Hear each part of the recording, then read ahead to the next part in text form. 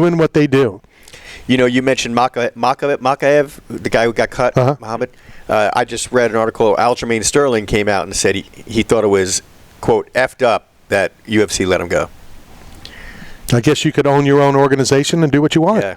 I mean, like you said, even Ray Sefo. But yeah, Ray Sefo, like you said, one of the nicest guys, said, no, I think we'll pass. Yeah. So when there's smoke, there's fire.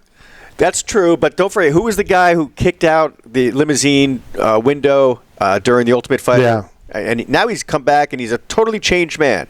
You know, even Dana White made a comment that he's a totally changed guy, and you know he was young and he made a mistake, and now he's, you know, the guy's just thankful to be back. So how do you determine whose mistake is worthy to give a second chance to? Yeah, that's a well. great If question. your name is Jon Jones, Wow. you get more than one. You get All right. more than Well, I don't remember the Ultimate Fighter's name. You know, Right, they kicked out the window. That's not Jon Jones. And then Paul Daly, correct, who was a bigger name, sucker punched, right? Koscheck. You know, and Dana said never, ever, ever. So again, own a business and you can make those decisions. But Paul Daly versus Nick Diaz in Strikeforce after that incident, that was a great fight. Well, I mean, Daly was a decent fighter. Yeah.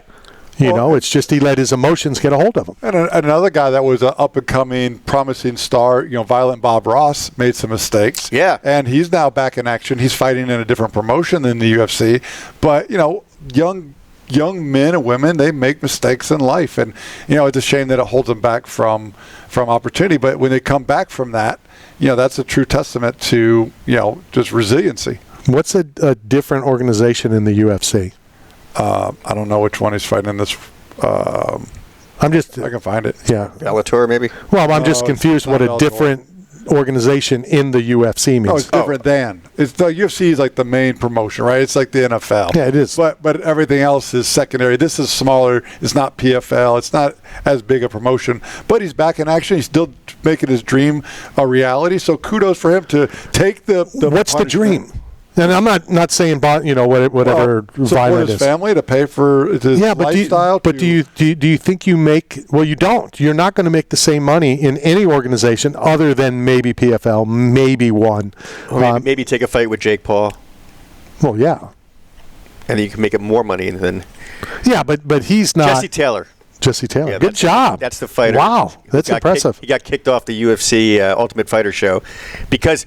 He went to Lorenzo Fertitta's casino, made a scene, asked the guy, "Don't you know who I am? I'm a UFC fighter," and then kicked the window out of the limousine. And that was a bad night for him when Dana got that call. Have we had any limousine issues on this network? I mean, we have a studio limousine. Has anyone kicked out the limo? Yeah, you have to kick out the limo because the windows don't go down and the AC doesn't work. So you don't need to go to a gym. You don't need to go to a sauna. Right. So true story. I parked my Jeep at the Hard Rock Casino for the Russell Peters show. I talked to head security, and they're like, "Hey, you're good. Just leave it in the front. I hope it got towed. We'll keep an eye on it." No, they don't let anybody climb on it. They don't let anybody mess with it. And they're like, "Aren't you the guy with the limo?" I'm like, "No, that's my producer. He'll be here soon." So they reserve 2 spots in valet for us every time we go to the Hard Rock for an MMA event or for bare knuckle or for comedy. All right.